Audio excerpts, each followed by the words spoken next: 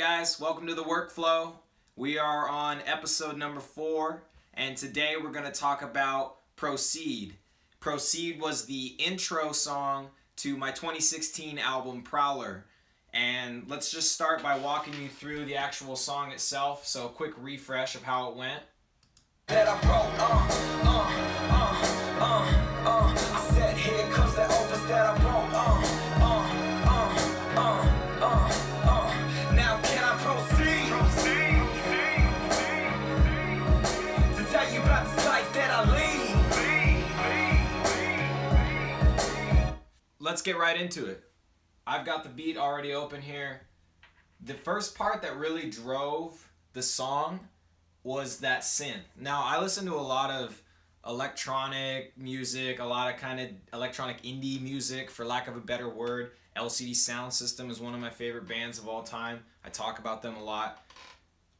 I've always loved what some of those bands do with the deep synthesizer, this sort of like washing, like round, round, round, round, round type sound. And that's where that first part came from. So I literally just started messing around, playing real simple keys, and came up with this little riff, which is super simple.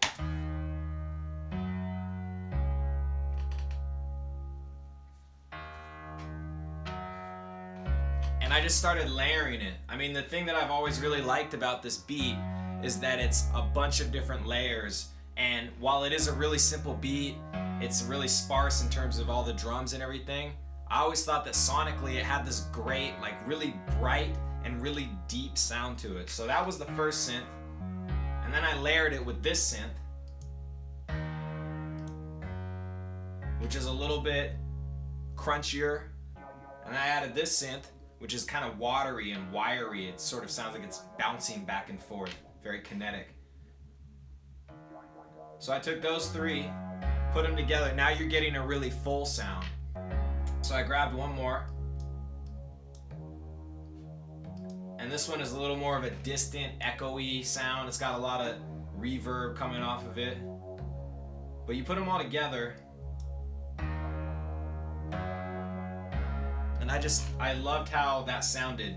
I talk about cinematic being the general theme of the album Prowler, and it really came from this beat and this moment here when I was making this beat, because I did this, and in my head I just had like, it felt like film music, like I was all of a sudden writing film scores. And you know, it's nothing major, it's not like I'm some crazy trained musician, I barely can read music at all, but it just, the vibe of it right there in that moment was, oh, okay, this is dramatic.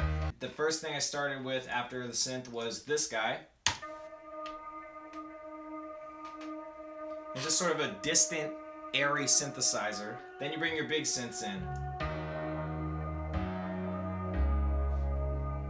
The next thing I did was add this pulsing synth.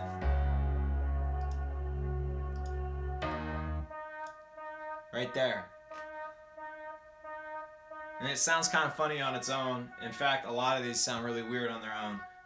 But especially because the beat had no drums, I wanted something that gave it just a little, you know, your head nods. 1, 2, 3, 4. And that was nice just for like keeping some type of momentum going before the drums dropped in. So bring everything back.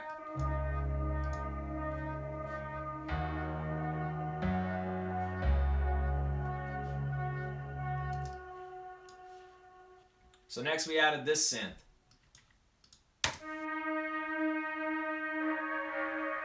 It was a higher sound. It jumped above the rest of the synths. So bringing everything back.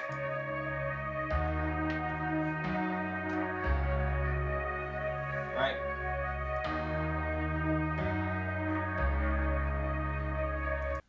To continue to build this beat out, I added this choir,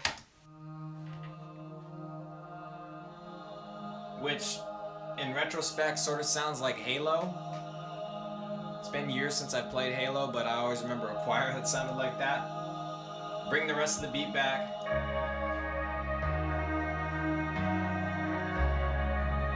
The next part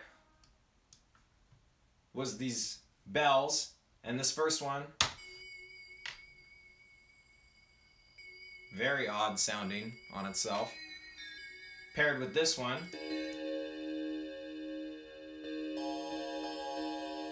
super weird sounding. But in the context of the whole song,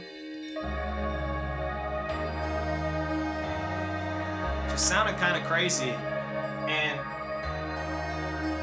when I was learning to make music, this was one of the first beats that I made entirely by myself.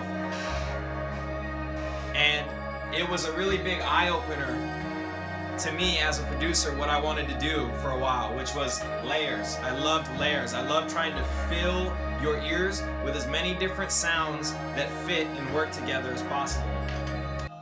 So then we've got these strings, and these things sound like Fisher Price, I can't lie. But again, in the context of the whole beat, they sound kind of nice. So here they are on themselves.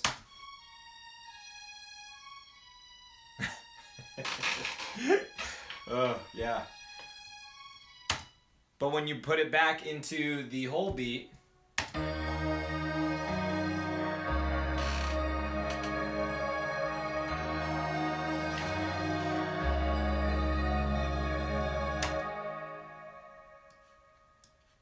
so then moving into the final part of the beat before the drums come in, I just threw in a little hi-hat to really give a little bit of momentum before the final drop.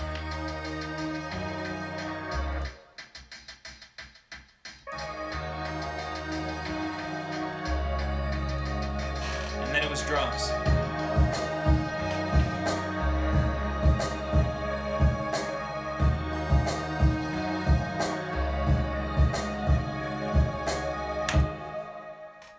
It's funny to go back and look at stuff you did a few years ago. This was literally over 2 years ago that I produced this song, and I've learned so much.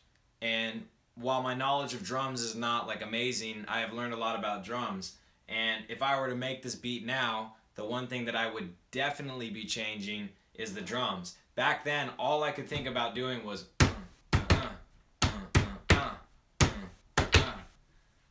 and there's so much more you could do.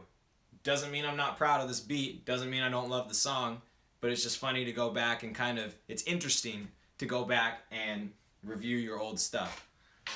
The choir was the last piece that just sort of drove it home, and so the choir sounded like this.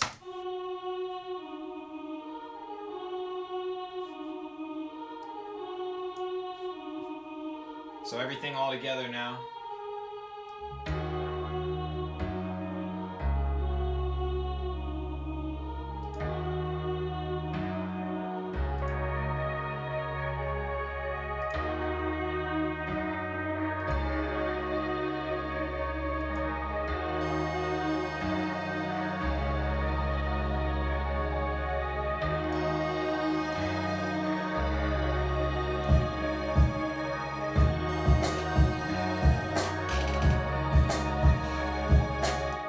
So now everything together in one final piece.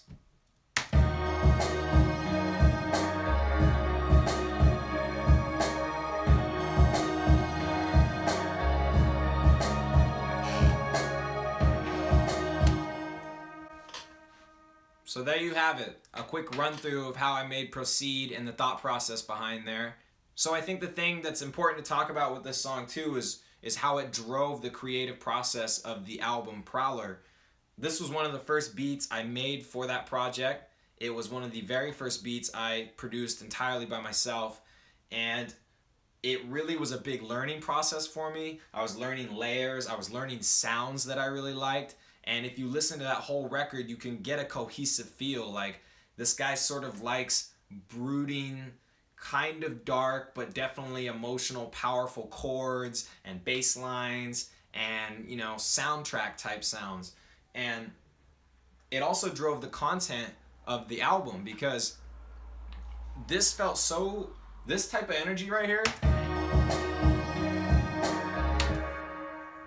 you could take it a lot of ways, but I took it in a way that I shouldn't just keep writing about the struggle. I shouldn't just keep writing about, my personal issues in life.